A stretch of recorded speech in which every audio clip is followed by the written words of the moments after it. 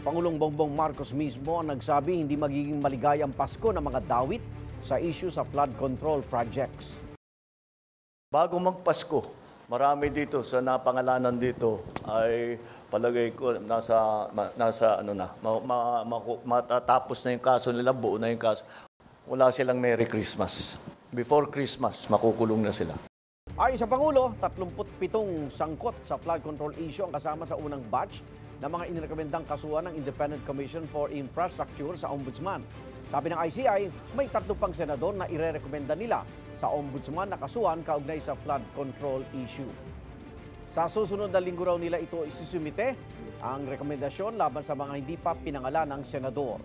Noong Setyembre, nauna na nilang inirekomendang kasuhan ng graft at plunder sina Senador Jingo Estrada at Joel Villanueva. Batas umanong makakuha ng kickback sa ilang flood control projects sa Bulacan.